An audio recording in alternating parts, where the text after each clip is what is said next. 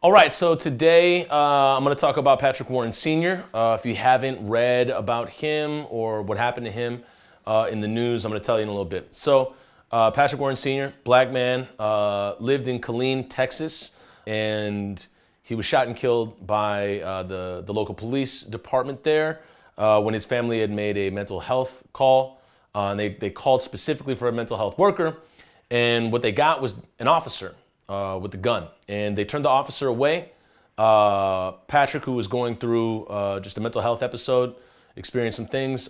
He then exited and had his hands up and was waving them a little bit, and then you hear gunshots go off, and they kill Patrick.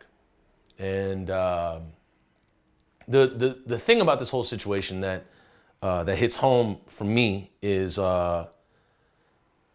working as a paraprofessional in resource rooms and with special ed situations, whatever the school may title it.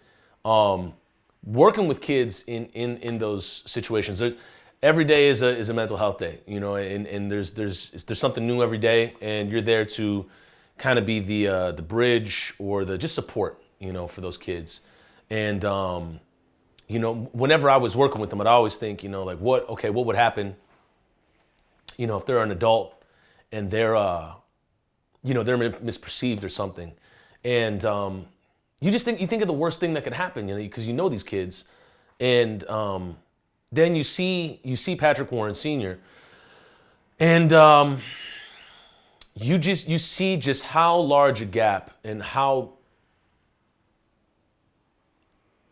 gaping the disparity is between our law enforcement and the understanding of folks going through a mental health episode or just not working with all the faculties at the moment. And for them to shoot and kill Patrick Warren,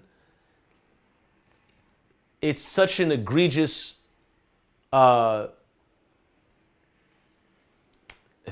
failing for words for it, but it's so incomprehensible to me to take those measures to shoot and kill a man that's going through something just because of the way that he may have been interacting or seemed out of sorts a little bit. And it shows just how little, it shows how far we have to go as a society in the way that law enforcement addresses mental health, and in the way that we look at it and perceive it.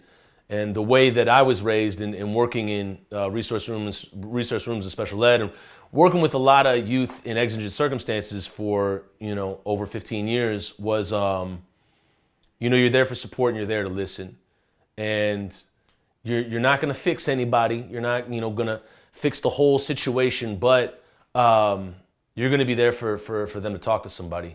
And law enforcement has been doing the opposite. When you look at Billy Hughes, when you look at Kobe Heisler, you look at a lot of different folks, especially men of color, indigenous and black, that we've been perceived as these violent, over-aggressive bodies, and then been publicly executed. And what it's saying to the community, or what it's saying to a lot of men of color, specifically black men and indigenous men, is that you don't get a mental health day. You don't get a mental health moment, and you better get it together. And if you don't have it together, we'll kill you. And that's what law enforcement is communicating in these public executions of black men and indigenous men who are having moments that call for a mental health worker. And it breaks my heart to no end to see what happened with Patrick. And it's something like, even when I heard about Billy Hughes, I didn't need to see the video. When I heard about Patrick, I didn't need to see the video. And it just shows you how far we have to go and how much we are funding punitive measures for people that cops perceive to be acting out of line. There's no reason on earth. You can't give me a justifiable reason why they shot Patrick Warren Sr. You just can't. I know people get upset and they say, well, you can't say murder until they've ruled it in the court of law. Yeah, I don't wait for courts of laws to tell me what I can and can't say. I don't do that. I don't believe in hurting people. I don't believe in the death penalty. And you see it being carried out with cops that are playing judge, jury, and executioner all in one because of the lack of understanding, compassion, and cultural competency that that they have. And you have a culture of incompetency, you have a culture of racism, you have a culture of white supremacy, and you have these institutions built on all these institutions that are breeding these cultures, and then publicly executing black men that are just going through something. And maybe the taser didn't work, then back off. I mean, like, these are things that paraprofessionals and people working in resource rooms and occupational therapists could tell you in a few seconds what to do. You don't reach for the gun. There's no need to even show up with a gun. So why is that the move?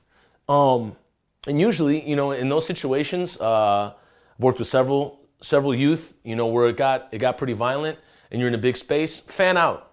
Give them space. Let them communicate that out and listen.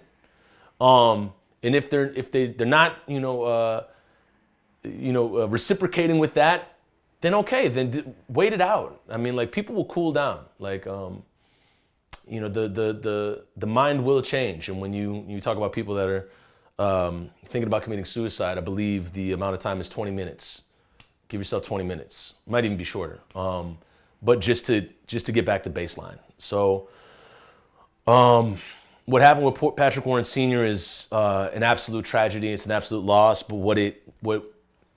what hits home more is just the element of the mental health aspect, and me being a black man as well, going to therapy for the first time in 20 years.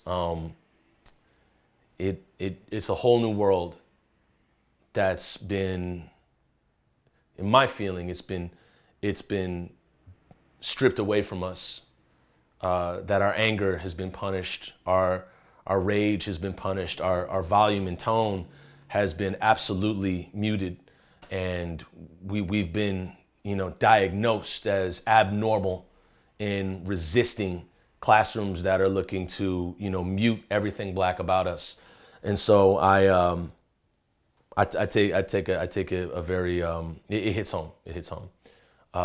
So that's Patrick Warren Sr., and we're putting together an action for it, and it'll happen this week. But I mean, for the timelessness of this video, just check in, with your people, and